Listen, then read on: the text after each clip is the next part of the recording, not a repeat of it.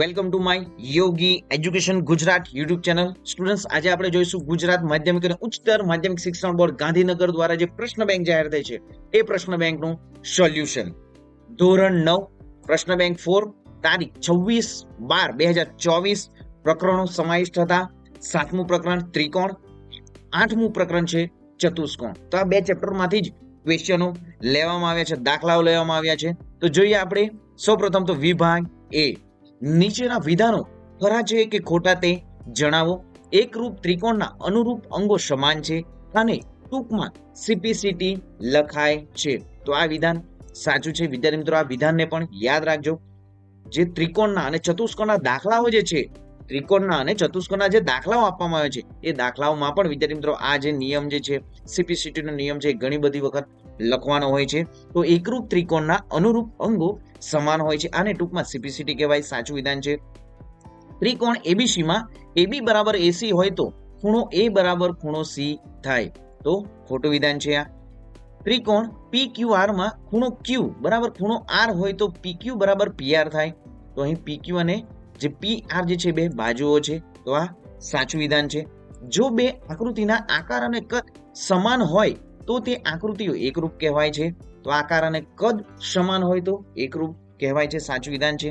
સમબાજુ ત્રિકોણના દરેક ખૂણો 30 અંશના હોય છે. તો ખોટું વિધાન છે કે સમબાજુ ત્રિકોણના દરેક ખૂણા 30 અંશ હોતા નથી. નેક્સ્ટ જોઈએ, નીચે આપેલો વિધાનો સાચા બને તેમ કૌંસમાં આપેલ જવાબમાંથી યોગ્ય જવાબ પસંદ કરી લખો. જો સંગતતા એપી, સંગતતા બીક્યુ અને સંગતતા CR સાથે બે ત્રિકોણો એબીસી અને PQR એકરૂપ હોય તો તેને સંકેતમાં એબીસી એકરૂપ ખાલી જગ્યા વડે દર્શાવાય. તો એબીસી એકરૂપ PQR વડે દર્શાવાય છે. જો ત્રિકોણ એબીસી માં AB બરાબર એસી અને ખૂણો બી બરાબર 50 અંશ હોય તો ખૂણો સી બરાબર ખાલી જગ્યા અંશ, તો જવાબ થશે ખૂણો સી બરાબર 50 અંશ થાય. જો ત્રિકોણ PQR માં ખૂણો આર બરાબર ખૂણો પી, QR બાજુ જે છે 4 સેન્ટીમીટર અને PR બરાબર 5 સેમી હોય તો PQ ની લંબાઈ ખાલી જગ્યા છે, તો જવાબ થશે 4 સેન્ટીમીટર. જો ત્રિકોણ PQR માં ખૂણો R ગ્રેટર ધેન ખૂણો Q હોય તો PQ ગ્રેટર ધેન PR જવાબ છે. ત્રિકોણ ABC અને DEF માં AB બરાબર FD અને ખૂણો A બરાબર D જો ખાલી જગ્યા હોય તો આપેલ બંને ત્રિકોણ બાકુબા પૂર્વધારણા પ્રમાણે એકરૂપ થશે. તો AC બરાબર DE હોય તો આપેલ બંને ત્રિકોણો જે શરત જે છે બાકુબા પૂર્વધારણા પ્રમાણે એકરૂપ હશે. નેક્સ્ટ, નીચેના વિધાનો માટે યોગ્ય વિકલ્પ પસંદ કરી ખાલી જગ્યા પૂરો. આપેલ શરતો પૈકી શરત ત્રિકોણની એકરૂપતા માટેની શરત નથી. તો બાબાખુ જે છે એ ત્રિકોણની એકરૂપતા માટેની શરત નથી અને બાકીની જે છે એ બી ને અને ડી જે છે એ ત્રિકોણની એકરૂપતા માટેની શરતો છે. બાકુબા, હુબાખુ અને બાબાબા. નેક્સ્ટ, જો AB બરાબર QR, BC બરાબર PR અને CA બરાબર PQ તો ખાલી જગ્યા. તો અહીં બી જે છે એ સાચો આન્સર છે. ત્રિકોણ CBA એકરૂપ ત્રિકોણ PQR એ સાચો આન્સર છે. નેક્સ્ટ જોઈએ, જો ત્રિકોણ ABC માં BC બરાબર AB અને ખૂણો B બરાબર 80 અંશ હોય તો ખૂણો C બરાબર ખાલી જગ્યા, તો જવાબ થશે 50 અંશ. નેક્સ્ટ જોઈએ આપણે હવે અહીં, જો ત્રિકોણ ABC માં હવે ચોથું, ત્રિકોણ ABC માં ત્રિકોણ ABC એકરૂપ ત્રિકોણ FDE તથા AB બરાબર 5 સેન્ટીમીટર, ખૂણો B બરાબર 40 અંશ અને ખૂણો A બરાબર 80 અંશ આપેલ હોય તો નીચેનામાંથી ખાલી જગ્યા વિકલ્પ સાચો છે. તો DF બરાબર 5 સેન્ટીમીટર અને E બરાબર 60 અંશ જે છે એ સાચો આન્સર છે.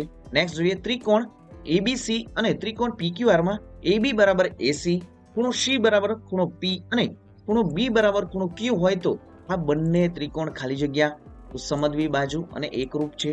તો વિદ્યાર્થી મિત્રો, અહીં જે ખાલી જગ્યા આપવામાં આવે છે, MCQ જે આપવામાં આવ્યા છે એ MCQ વિદ્યાર્થી મિત્રો આપણે TST અને જે SSE ની પરીક્ષા જે સ્કોલરશિપ વિદ્યાર્થી મિત્રો મેળવવામાં આવે છે, આપવામાં આવે છે, તો એ સ્કોલરશિપ પરીક્ષાઓમાં પણ પૂછાશે. તો ખાસ વિદ્યાર્થી મિત્રો આ સંપૂર્ણ MCQ અને જે ખાલી જગ્યાઓ જે છે એ ધ્યાનમાં રાખવું. 2 થી 3 વખત વિડીયોને પણ ધ્યાનથી સાંભળવું.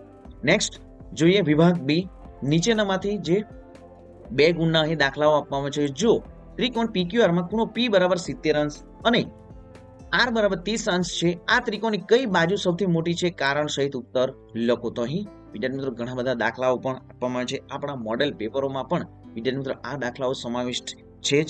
તો ખાસ વિદ્યાર્થી મિત્રો આપણા મોડેલ પેપરને 2 થી 3 વખત એ પણ જોઈ લેવું. જોઈએ આગળ. હવે અહીં ઘણા બધા દાખલાઓ છે. એકરૂપતાની શરતો લખો. બાકુબા શરત, બાબાબા શરત, એકરૂપતાની શરતો છે, કાકબા શરત, કુબાકુ શરત. તો આ જ વિદ્યાર્થી મિત્રો આપણી દ્વિતીય પરીક્ષા આવનારી છે, તેમાં પણ પૂછાશે જ. નેક્સ્ટ જોઈએ વિભાગ સી, નીચેનામાંથી કોઈ પણ એક પસંદ કરી વિભાગ સી જે લખવાનો રહેશે. તો સાબિત કરો કે જો ત્રિકોણના બે ખૂણા અંતર્ગત બાજુ અનુક્રમે બીજા ત્રિકોણના અનુરૂપ ખૂણા અને અંતર્ગત બાજુને સમાન હોય તો આ બે ત્રિકોણ એકરૂપ છે. સાબિત કરો કે સમબાજુ ત્રિકોણના પ્રત્યેક ખૂણાનું માપ 60 અંશ હોય છે. તો વિદ્યાર્થી મિત્રો આ મોડેલ પેપરમાં આન્સરો આપવામાં આવ્યા છે. નેક્સ્ટ જોઈશું હવે વિભાગ એ, પ્રશ્ન 2. નીચે આપેલ ક ખ ગ માંથી કોઈ પણ બે પસંદ કરો. નીચેના વિધાનો ખરા છે કે ખોટા તે જણાવો.